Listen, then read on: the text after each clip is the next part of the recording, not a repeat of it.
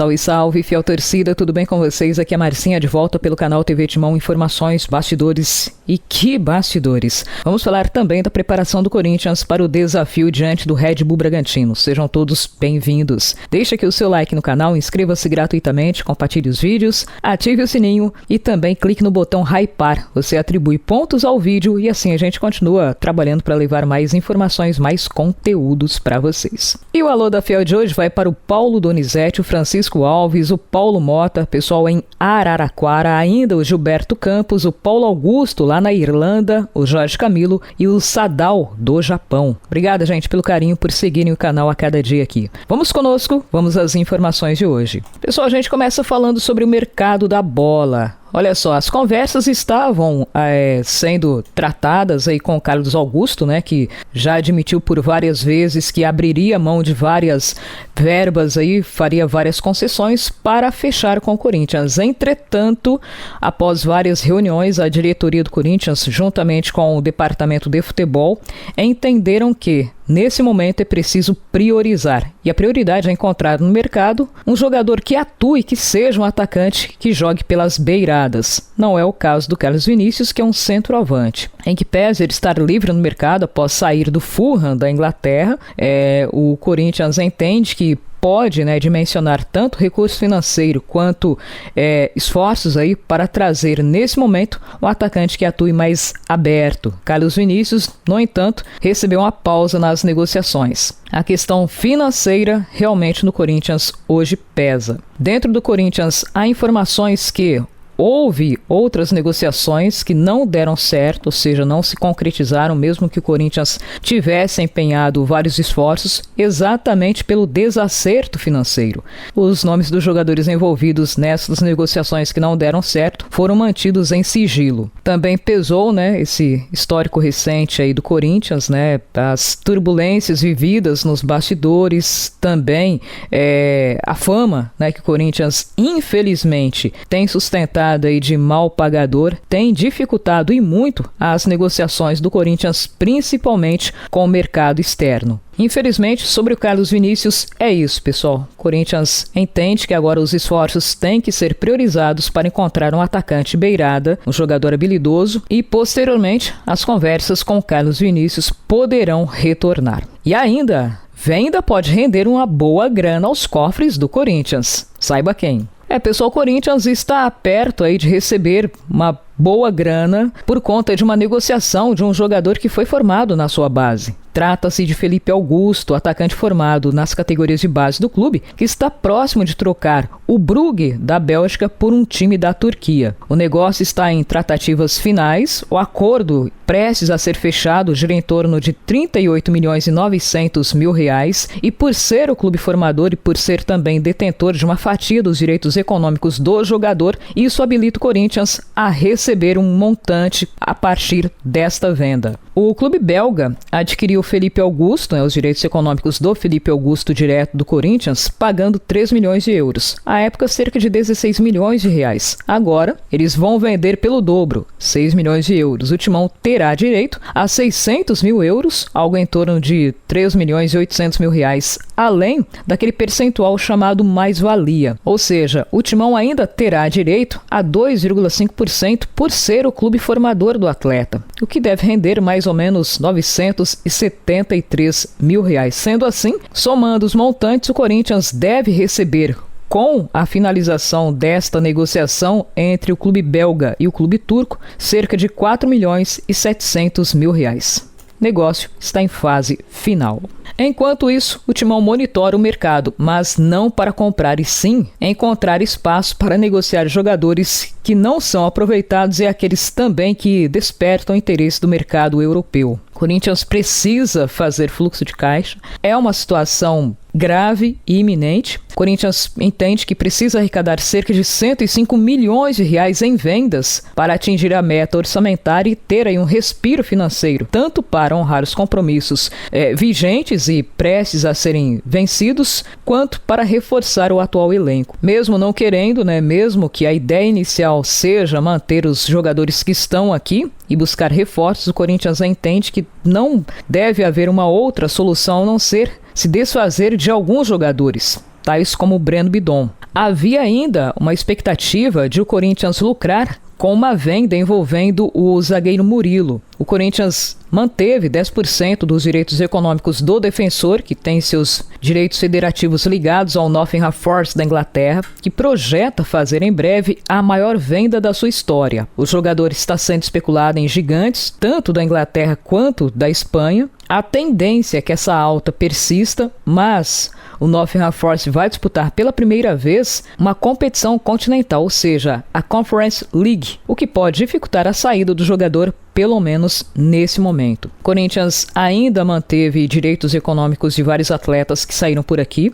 Pedro, por exemplo, é um atacante que está em alta. Ele vem se destacando tanto pela sua equipe, o Zenit da Rússia, sendo lembrado também pelas seleções de base do Brasil, pode ser negociado ainda nesta janela e o Corinthians está de olho. O Timão manteve 30% dos direitos econômicos do jogador. Outro ainda que pode ser negociado também nesta janela de transferências que o Corinthians formou e manteve 11% dos seus direitos econômicos é o Robert Renan. O defensor teria sido pedido pelo técnico Vitor Pereira e pode estar de mudança para o Wolverhampton da Inglaterra.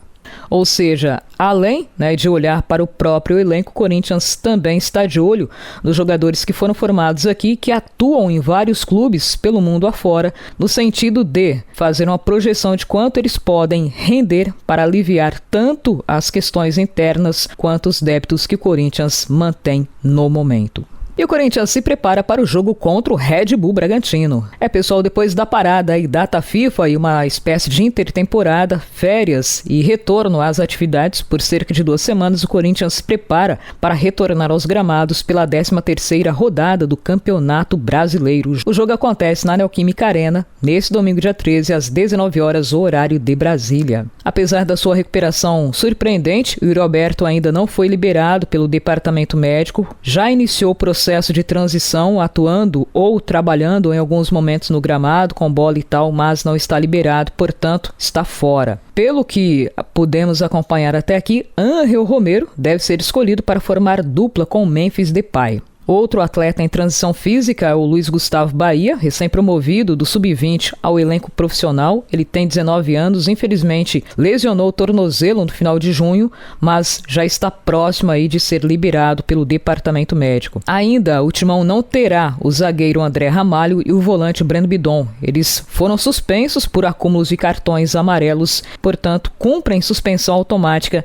nesse jogo de domingo. Nesse cenário, o Corinthians busca reforços caseiros. Dorival Júnior e a sua comissão técnica têm observado de perto vários jovens, um deles tem se destacado. Trata-se do meia Kaique, que se firmou no profissional, quase foi emprestado no começo do ano, quando a equipe era comandada por Ramon Emiliano Dias, e agora está em alta, sob comando técnico de Dorival Júnior. O jovem tem 21 anos e sonha com oportunidades e sequência nesta temporada. Kaique tem sido elogiado no dia a dia, agrada e agrada muito ao técnico Dorival Júnior. Ele é um jogador considerado muito habilidoso e costuma atuar aberto pela esquerda, ou seja, atuando com o pé trocado, já que é destro. Kaique pode ganhar espaço numa função que é considerada carente no atual elenco, ou seja, um jogador que atue avançado, trabalhando pelas pontas. É exatamente essa característica que o Corinthians busca encontrar no mercado e talvez tenha achado, dentro aí dos seus comandados. Outros jogadores que estão no radar de Dorival Júnior, além do Luiz Gustavo Bahia, que se recupera de lesão,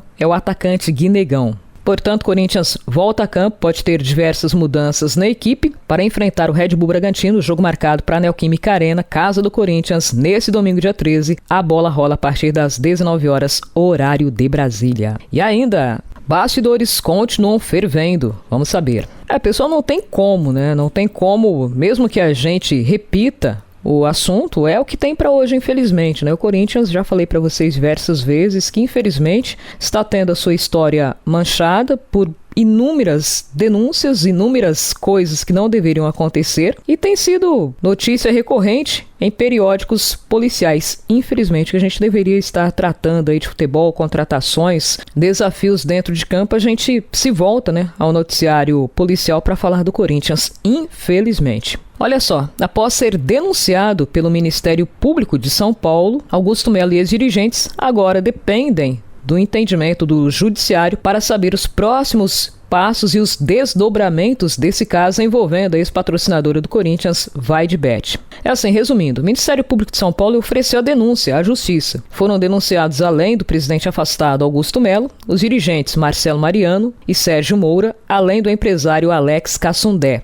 Os crimes aos quais o Ministério Público imputou culpa a essas pessoas são associação criminosa, lavagem de dinheiro e furto qualificado. Agora, qual é o próximo passo? Bom, a denúncia já foi feita, já foi relatada e encaminhada ao judiciário. Agora, um juiz do Tribunal de Justiça vai decidir se recebe ou não a denúncia. Rejeitá-la, entendendo que não há indícios mínimos de crime, ou pedir ainda medidas adicionais de investigação, caso entenda que faltam informações ou provas.